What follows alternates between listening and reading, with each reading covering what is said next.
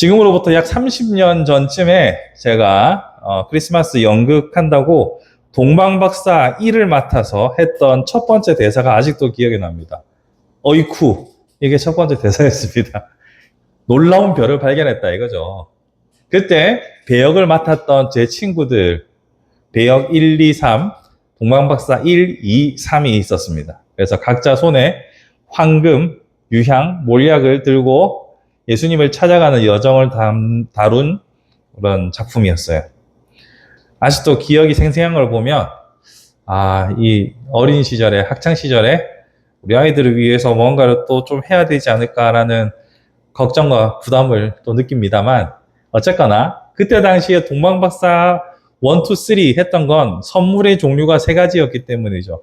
하지만 시간이 얼마 지나지 않아서 동방박사가 세 사람이 아니라는 것을 깨닫게 됩니다. 성경에는 동방박사가 3명이라고 절대로 말하고 있지 않아요. 선물이 3개니까 그렇게 우리는 동방박사 3사람이라고 생각하지만 사실은 그렇지 않아요. 근데 이 동방박사들은 이 마고이라고 성경에서 표현되고 있는데, 오늘날로 치면은 이란이나 혹은 사우디아라비아 쪽으로 봐야 될지 정확하게 알 수는 없습니다.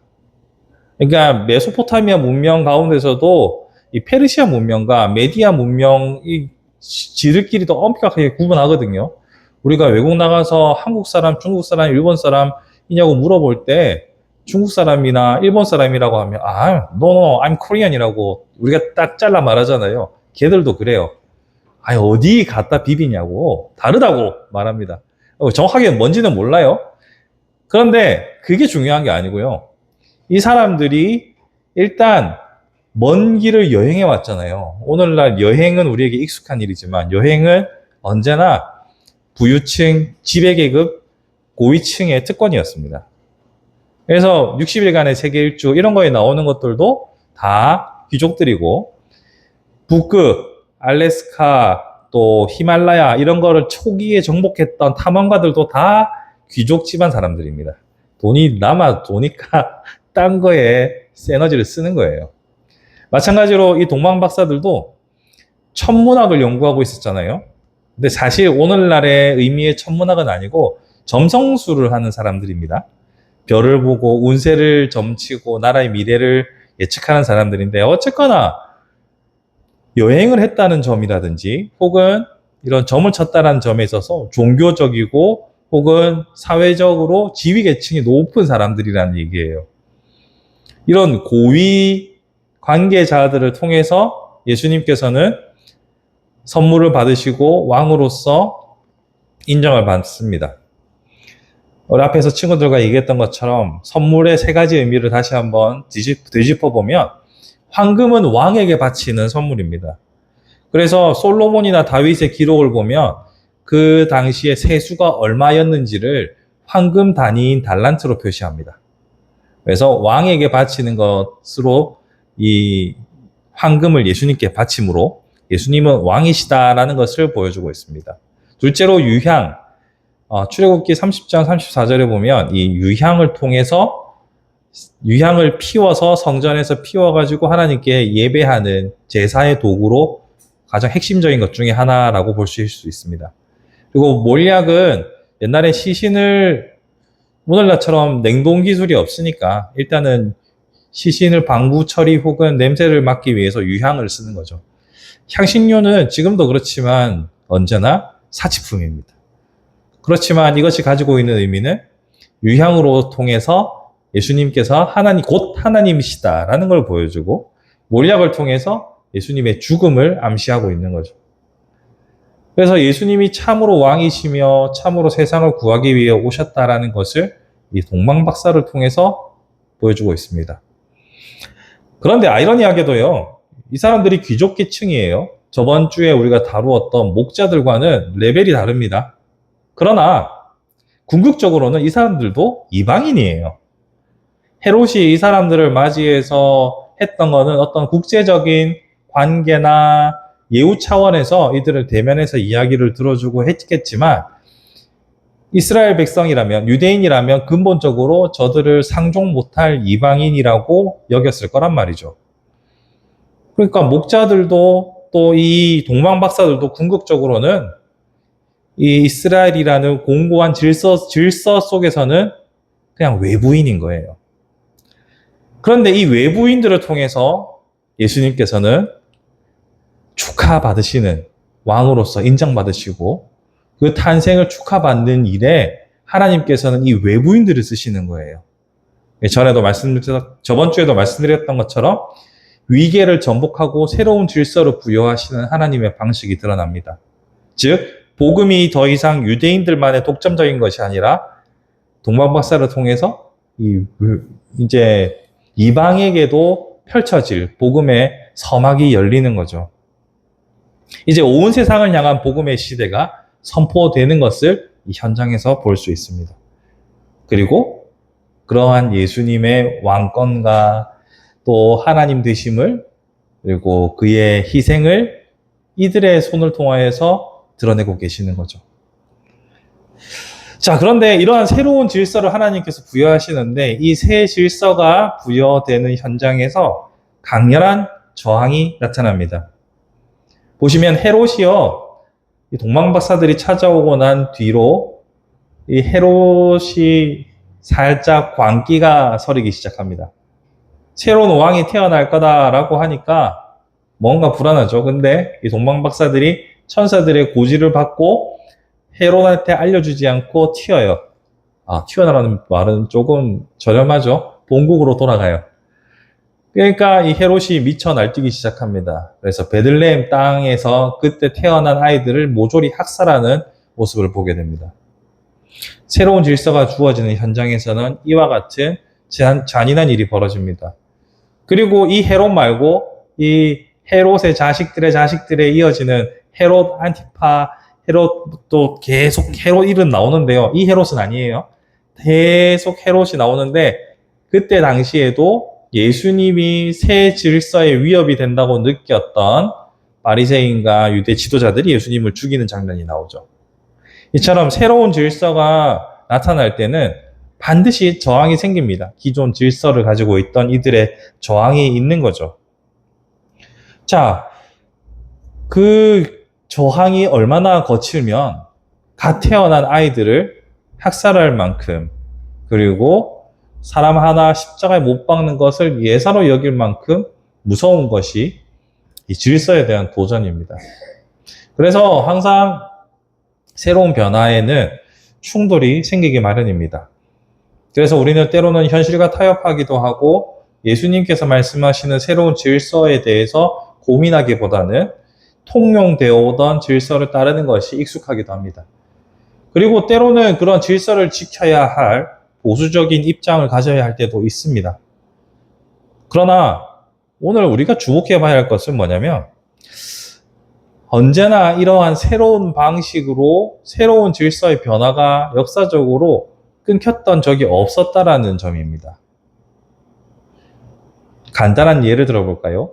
우리 기독교를, 한국 기독교를 보통 뭐라고 부릅니까? 개신교라고 부르죠. 기독교 인구를 전체 계산할 때는요, 카톨릭도, 그리스 정교회도, 러시아 교회도, 그리고 영국의 성공회도 이 다 같은 기독교라는 이름으로 집계합니다. 근데 사실 그 안에 들어가면 세부적으로 많잖아요. 당장 우리 기독교 안에서 천주교와 우리 교회도 다르다라고 우리는 말하잖아요. 그럼 우리 교회를 보통 개신교라고 합니다. 그럼 이 개신교의 뜻은 뭡니까? 개혁신앙을 갖고 있는 교회를 개신교라고 합니다. 1900년대에 종교개혁으로부터 시작된 장로교를 포함한 여러 교회들을 개신교라고 불러요. 근데 이 개신은 고칠 개자에 새로울 신자입니다. 즉, 사람이 살아가는 동안 사람의 신학도, 교회의 정치도, 교회의 모든 구조도 사실 완벽할 수 없기 때문에 늘 쇄신하고 고민해야 한다라는 것에서 출발한 것이 개신교입니다. 교회는 언제나 완벽하지 않을 수밖에 없거든요. 초대교회를 우리가 꿈꾼다라고 하지만 초대교회에 대한 자료와 정보가 별로 없어요, 우리한테. 그러니 이 교회가 맞다, 저 교회가 맞다, 많은 이야기들이 있을 거란 말이에요. 그러면서 보다 긍정적이고 바람직한 모습을 찾아가려고 했던 것이 교회 역사 2000년의 결과물입니다. 그런데 어느 순간 우리는 무엇만 맞다, 무엇만 교회다, 이것만 옳다라고 말하면서 개혁의 의지를 많이 깎아먹을 때가 있어요. 하지만 앞에도 말씀드렸던 것처럼 사람도 교회도 완벽하지 않기 때문에 늘 무엇이 옳을 것인가 고민할 수 있어야 합니다. 물론 이 과정에서도 당연히 저항이 발생하겠죠. 제가 한 번씩 교회에 쓴소리를 하면 여러분들은 못 보시겠지만 저는 많은 욕을 먹습니다. 너만 잘났냐, 너는 뭔데 그렇게 나대냐. 하지만 저는 보다 나은 방식을 찾기 위해서 화제를 던지는 것 뿐이죠. 그리고 두렵기도 합니다. 욕먹어서 기분 좋은 사람이 어디 있습니까? 하지만 언제나 우리에게는 오류가 있을 수 있기 때문에 보다 좋은 방향으로 가야 한다라는 개혁신앙에 기초하여서 고민을 해보려고 많이 애를 씁니다. 그렇기 때문에 사실 우리는 평생 살아가면서 이 두려움과 싸우면서 우리는 완벽하지 않다라는 인식 속에서 살아야 합니다. 우리가 완벽하다라고 생각하는 순간 우리는 정체되고 썩기 마련이죠. 저는 고신에서 자라서 고신대학교에서 신학을 하고 고신대학원을 나와가지고 아직도 고신 소속의 목사예요. 그래서 저는 세상에서 우리 신학이 칼빈의 전통을 따르고 정말 완벽하고 좋은 신학이라고 생각했어요. 물론 좋은 신학이 아니라는 게 아닙니다. 그런데 크고 나서 보니까요. 대한민국 기독교 안에서도 이 장로교 안에서도 고신교단은 작은 한 부분이더라고요. 세상을 내가 잘못 보았구나라고 깨닫게 되는 순간이 어느 순간 오죠. 그리고 그때부터 왜 저들은 다를까? 왜 서로가 주장이 다를까? 서로의 방식이 다를까? 성경은 하나인데 거기서부터 고민하기 시작했어요. 그 결과 사람이 완벽하지 않기 때문에 사람이 읽어서 만들어내는 제도도 완벽하지 않을 수 있구나. 그래서 서로 대화하고 함께 고민해야 되는구나 라는 것을 점점 알아갔습니다. 그러면서 개신교의 의미를 다시 한번 되새기게 됐어요. 그러면서 다시 예수님의 탄생으로 돌아가 보니까 하나님께서도 새로운 질서를 부여하시고 새로운 일을 행하실 때 나타나는 저항들을 보게 하시는 거예요. 여러분들이 살아가면서 신앙에 있어서 왜지? 이건 뭘까? 왜 이래야 하나? 라는 질문이 생길 때가 있으실 겁니다. 언제든지 저한테 말씀해 주십시오. 저도 같이 고민하고 왜 이럴까? 함께 같이 고민할 겁니다. 그리고 그렇게 함께 고민해 가면서 제 말이 무조건 맞습니다가 아니라 진짜 성경에서 하나님께서 요구하시는 건 뭘까요? 우리가 함께 만들어가는 교회가 되었으면 좋겠습니다. 또한 우리에게 주어져 있는 삶의 환경이라는 것이요. 주변에 교회 다니는 사람들이 아무래도 엮여 있잖아요. 이들 속에서 이건 당연히 이래야지, 이건 당연히 요래야지 라고 하는 이야기들 속에서 여러분들의 스스로 계속 질문해 보시기 바랍니다. 그래야 진짜 개신교인으로 살아갈 수 있는 거예요. 그리고 그러한 저항에 대한 두려움과 평생 싸우셔야 할 겁니다. 타인에 대한 어떤 두려움, 타인의 비난에 대한 두려움이 있을 것이고 또 하나님이 이거 나 되게 혼내시는 거 아닌가? 하나님한테 벌 받는 거 아닌가? 이런 두려움이 있을 수 있습니다. 하나님 그러신 분 아닙니다. 하나님, 예수께서 예수님께 질문하는 사람들한테 너는 왜 그렇게 불손한 생각을 가졌냐라고 하신 적이 한 번도 없습니다. 심지어 악한 의도로 가지고 질문할 때도 예수께서는 그 의도를 아시지만 질문에는 친절하게 답해 주셨습니다.